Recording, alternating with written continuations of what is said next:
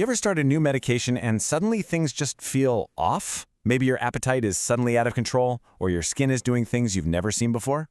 Well, let's get into it. Because understanding what's actually happening inside your body is really the first step to feeling like yourself again.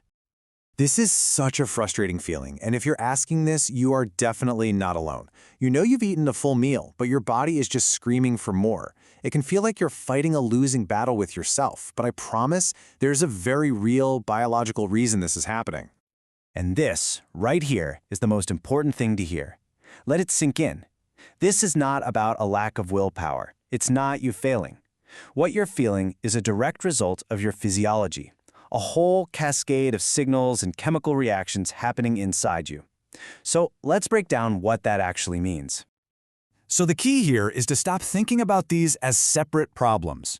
Your body isn't a collection of individual parts. It's one big, deeply connected system. Think of it like a web. If you pull on one thread, the whole thing vibrates. Introducing a new medication is like a big pull on that web, and it can create ripple effects everywhere, from your stomach to your skin. So that's exactly what we're going to do in this explainer.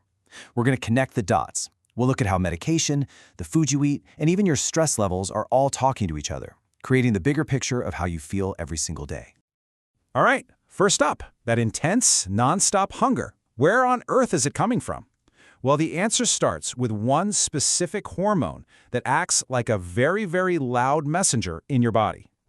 Let me introduce you to ghrelin. You can just think of this as your body's official "I'm hungry" signal. Normally, when your stomach is empty, it releases ghrelin, the ghrelin travels up to your brain, and your brain says, "Okay, time to eat." It's a totally normal and, essential process for survival. But here's where things get tricky. This slide shows the chain reaction perfectly. Certain medications, and aripiprazole is just one example, can crank up your body's production of ghrelin. So now your brain is just getting flooded with these "I'm hungry" signals 24/7, even if you just finished a big meal. You're not imagining it. You are literally fighting against a powerful hormonal current, which makes controlling your appetite feel next to impossible. But hold on, because the medication and ghrelin are only one part of the story. What we choose to eat adds this whole other layer of complexity. And this brings us to what I like to call the blood sugar roller coaster. And this visual just nails it, right? When you eat a meal that's packed with simple carbs, your blood sugar shoots for the moon. You can see it right there in that tall bar. But what goes way up must come crashing down. And that crash, that sends your body into a panic, triggering even more hunger signals because it wants that quick energy again. It's a vicious cycle that keeps you hungry, no matter how many calories you've actually had. Okay, so let's shift gears from how we feel on the inside to what we can actually see on the outside. It turns out your skin is often a billboard for your internal health, especially what's happening in your gut. So what throws our gut out of whack? Well, a lot of the time, it comes down to some really common things. When your diet is low in those healthy omega-3 fats, or you're just not drinking enough water, or maybe you're missing out on good dietary fiber, the whole ecosystem of good bacteria in your gut can really start to struggle. And that internal imbalance, it doesn't stay internal for long. It can pop up on the surface as things we can see and feel, like skin that's constantly dry, or maybe some redness and inflammation, or even dandruff. It's your body's way of saying, hey, if you want to calm the skin down, you've got to start from the inside out. And now for the final piece of this puzzle. It's something every single one of us deals with: stress. And this isn't just about feeling overwhelmed emotionally. It has a profound physical effect on our bodies. And yeah, you guessed it, on our appetite.